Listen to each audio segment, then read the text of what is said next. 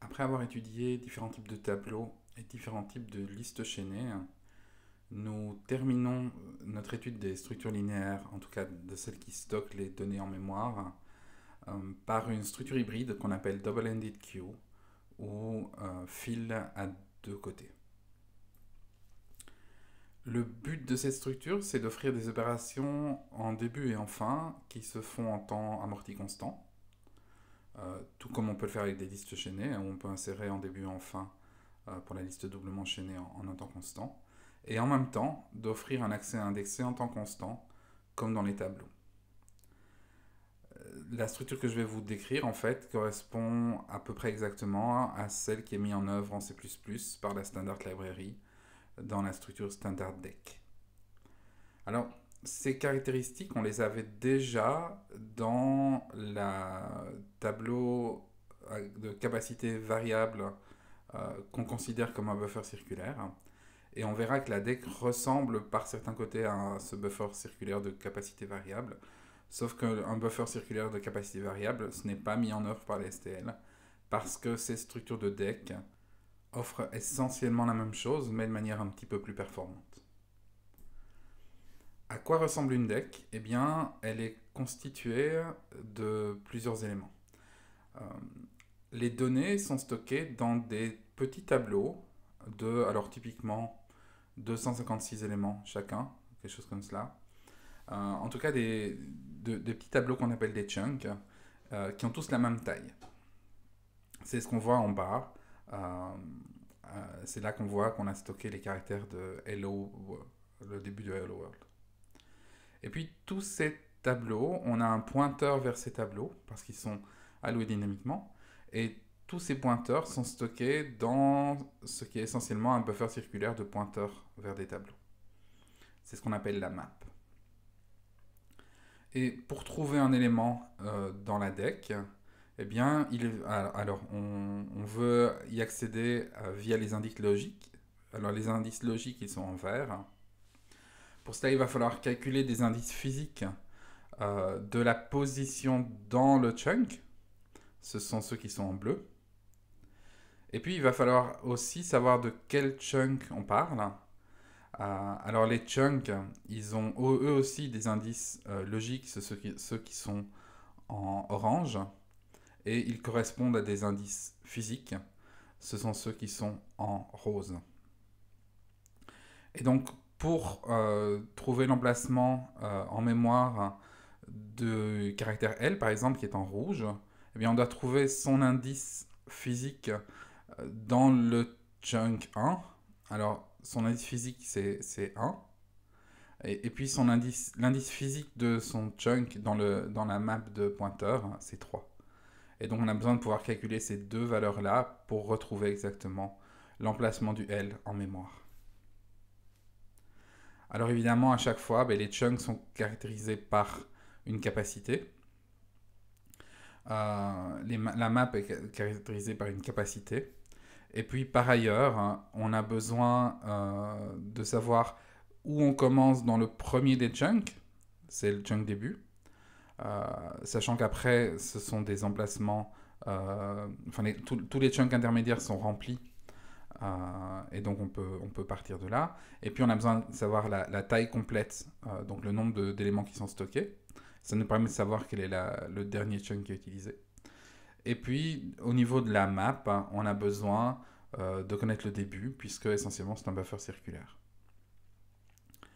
La taille de la map, on n'a pas besoin de la calculer parce qu'on peut on n'a pas besoin de la stocker parce qu'on peut la calculer à partir de la taille de la structure complète, donc du nombre d'éléments. En tout, donc, on voit qu'on doit stocker 6 éléments. Le pointeur map vers le début de la map, les entiers map début et map cap, et puis les entiers chunk début, chunk cap et taille. Une double-ended queue vide devrait a priori prendre cela en mémoire. 6 fois le nombre d'octets nécessaire pour stocker un grand entier.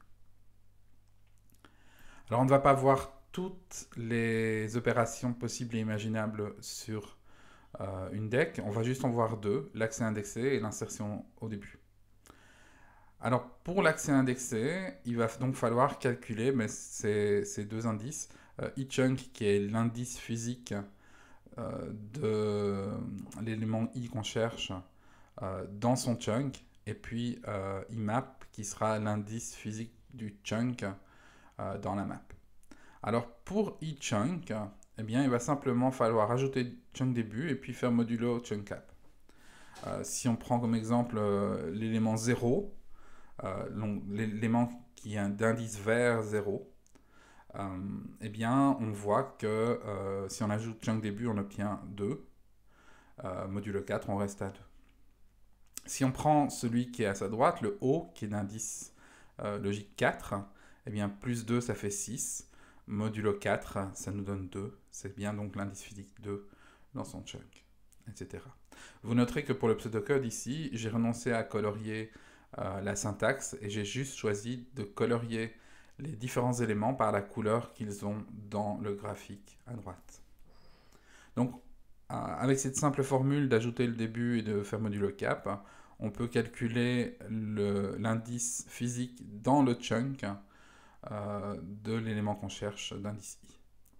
Et puis, on a une formule équivalente pour calculer l'indice physique dans la map. Alors pour ça, on commence par calculer j, qui est l'indice logique dans la map. Et pour ça, eh bien, on doit simplement prendre notre i plus chunk début, et plutôt que de faire modulo chunk cap, on fait diviser par chunk cap.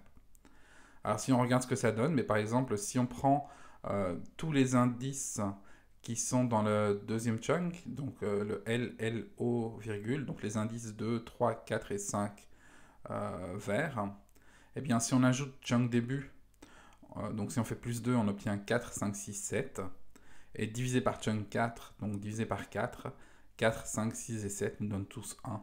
Et donc on voit bien qu'on retrouve le fait que L, L, O et virgule sont tous dans le chunk qui est d'indice logique 1, donc d'indice orange 1 dans la map.